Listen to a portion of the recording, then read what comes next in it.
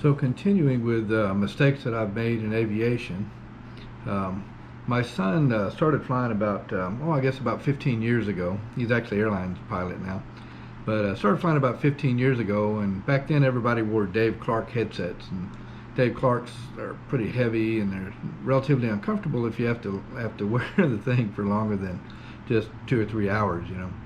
So pretty early on, my son bought a Bose headset, and back then Bose made a noise canceling headset. It was much lighter weight, a lot more comfortable than the Dave Clark. It was also quite expensive. They were about $995, I think, at that time, back about 15 years ago.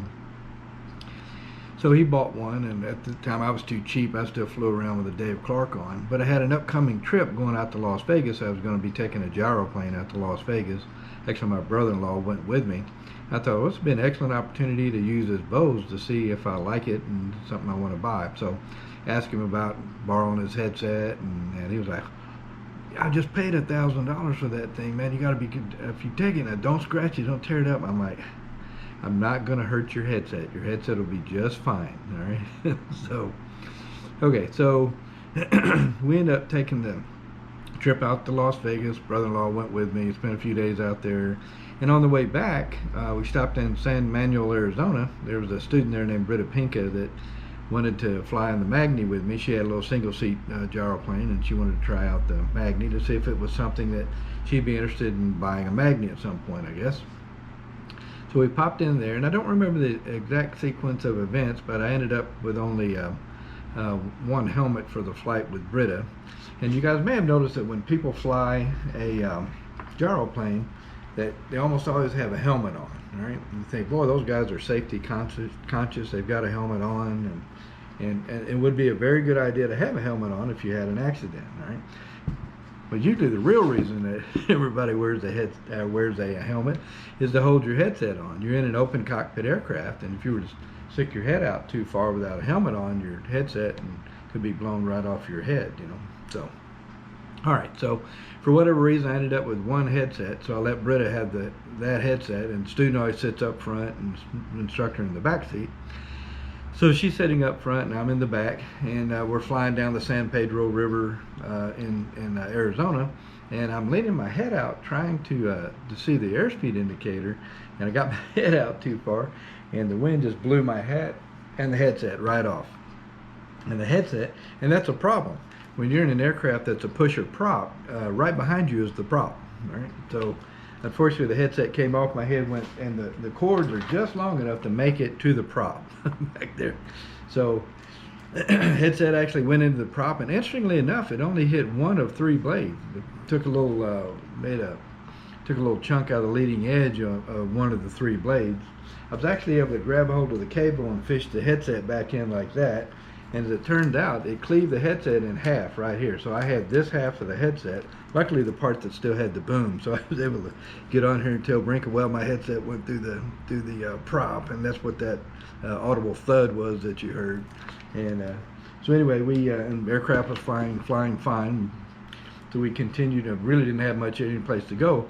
San Pedro River usually is a dry riverbed, and of course, as luck would have it, at one time it might be a possible landing zone. It was water in it, so couldn't go down in the riverbed there. So we continued on back to San Manuel Airport and landed, and flight went fine. And as luck would have it, there was a lady there that actually gave me a headset. She'd heard what happened, and she gave me a headset. I tried to buy it from her, and she wouldn't take any money.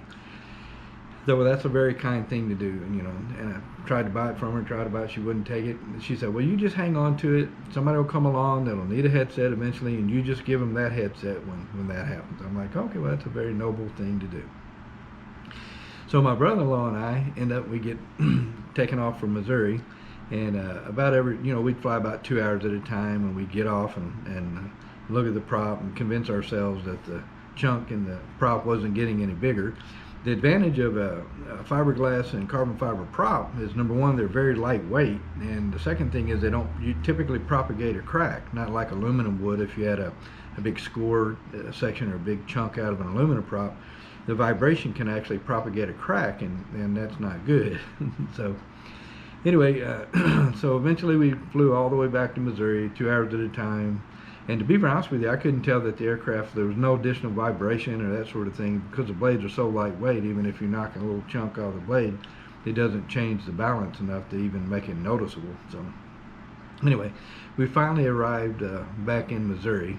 And so I took, when I got home, I took my son's headset and I put what was left of it in the case and laid the wire around it all nice and neat, you know, and zipped the case up. And I put it up on the shelf in his bedroom. So so he eventually came home and was asking about the trip, and I was telling him how much fun we had and what we were doing and all that. And I was like, oh yeah, we stopped in Arizona. Oh hey, by the way, I put your headset up. It's in your bedroom up on the shelf. You might want to grab a hold of it there so you don't forget it. So he goes into his bedroom, grabs it down, and about 30 seconds later I heard, what the hell happened to my headset, you know?